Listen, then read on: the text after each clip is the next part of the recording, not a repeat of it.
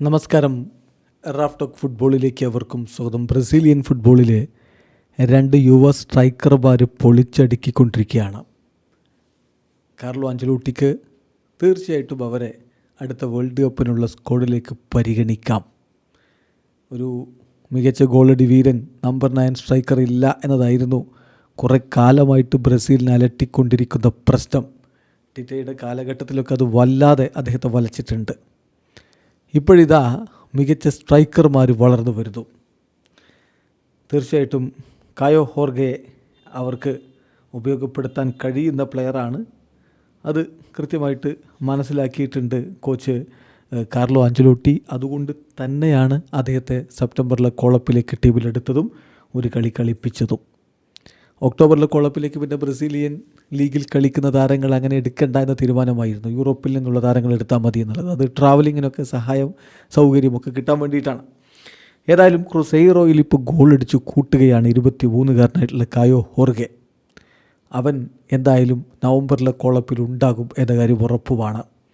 അതേസമയം മറ്റൊരാൾ ഇടക്ക് ബാഴ്സയിൽ പോയത് അയാളുടെ ലൈഫിനെ തന്നെ തകിടം മറിച്ച് കളയേണ്ടതായിരുന്നു. എന്ന് പറഞ്ഞാൽ വളർന്നു വരുന്നൊരു താരത്തെ കൊണ്ടുപോയിട്ട് അവൻ്റേതല്ലാത്ത പൊസിഷനിൽ കളിപ്പിച്ചിട്ടങ്ങ് നശിപ്പിച്ചു പുറത്തു വിട്ടു ബാഴ്സ. പക്ഷേ അവനങ്ങനെ നശിക്കാനുള്ളവനായിരുന്നില്ല. അവിടെ നിന്ന് പിന്നെ ലോണിൽ പോയി ബെറ്റീസിൽ കളിച്ചു. അവിടെ നിന്ന് വീണ്ടും ബ്രസീലിലേക്ക് തന്നെ വന്നു. അവൻ പാൽമിറാസിൽ വന്നപ്പോൾ മെൻ്റലി വല്ലാതെ തളർന്നു പോയിരുന്നു. കാരണം ബാഴ്സിൽ നിന്ന് കിട്ടിയ ട്രീറ്റ്മെൻറ്റ് അത്തരത്തിലുള്ളതാണ്. അവിടം വിട്ടിട്ട് അവൻ തിരികെ പോയി പാൽമിറാസിൽ കളിക്കുമ്പോൾ കഴിഞ്ഞ ഫിഫ ക്ലബ്ബ് വേൾഡ് കപ്പിലൊക്കെ അവൻ്റെ പൊട്ടൻഷ്യൽ പുറത്ത് വരുന്നുണ്ടായിരുന്നില്ല. അത് അവരുടെ കോച്ച് തന്നെ പറഞ്ഞു, പുറത്തെന്തോ ഭാരം വെച്ച് കിട്ടിയ പോലെയാണ് അവൻ കളിച്ചുകൊണ്ടിരിക്കുന്നത്. മെൻ്റലി അവൻ്റെ മികവ് തിരിച്ച് കിട്ടിയാൽ ബാക്കി അവൻ നോക്കിക്കൊള്ളുമെന്ന് എനിക്ക് ഉറപ്പുണ്ട് എന്ന് കോച്ച് പറഞ്ഞിരുന്നു. അത് തന്നെയാണ് പിന്നെ നമ്മൾ കണ്ടത്. ഇപ്പോൾ നിർബാധം ഗോളടിച്ച് തിമിർക്കുകയാണ്. സാക്ഷാൽ വിക്ടർ റോക്കിൻ്റെ കാര്യമാണ് നമ്മൾ പറയുന്നത്. പയ്യൻ 20 വയസ്സേ ഉള്ളൂ. ഒരു ഘട്ടത്തിൽ ബ്രസീലിൻ്റെ അടുത്ത റൊണാൾഡോ എന്ന് പോലും പറഞ്ഞിട്ടുണ്ടായിരുന്നു അദ്ദേഹത്തെ. റൊണാൾഡോയിലും ഒന്നും വന്നില്ലെങ്കിലും അദ്ദേഹത്തിൻ്റെ 4-1 പ്രകടനമെങ്കിലും നടത്തുന്ന ഒരു സ്ട്രൈക്കർ ഉണ്ടെങ്കിൽ ഏത് കളിയും ജയിക്കാൻ പറ്റും ഇപ്പോഴും ബ്രസീലിന്. ഏതായാലും വീണ്ടും പ്രതീക്ഷകൾ മുളക്കുകയാണ്.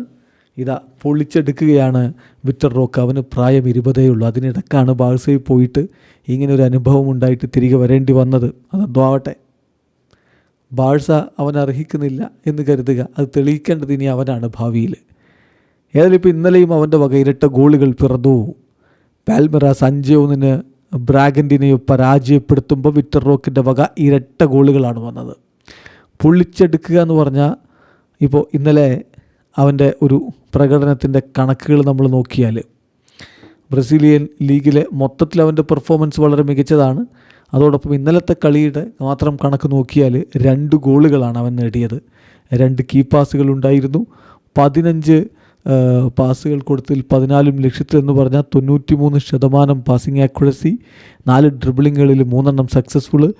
8 ഗ്രൗണ്ട് ഡ്യുവൽസിൽ 7 സക്സസ്ഫുള്ളായിരുന്നു. 5 തവണ എതിരാളികൾ അവനെ ചവിട്ടി വീഴ്ത്താൻ നോക്കി. 9.3 ഇന്നലത്തെ അവൻ്റെ പ്രകടനത്തിന് sofascore.com നൽകുന്ന റേറ്റിംഗ്. കഴിഞ്ഞ 14 കളികളിൽ നിന്ന് 20-കാരനായ വിക്ടർ റോക്കിൻ്റെ ഗോൾ കോൺട്രിബ്യൂഷൻ 16. അതായത് 12 ഗോളുകളും 4 അസിസ്റ്റുകളും. ഒരു സംശയവും വേണ്ട, most in form striker in Brazil അത് വിക്ടർ റോക്ക് തന്നെയാണ്.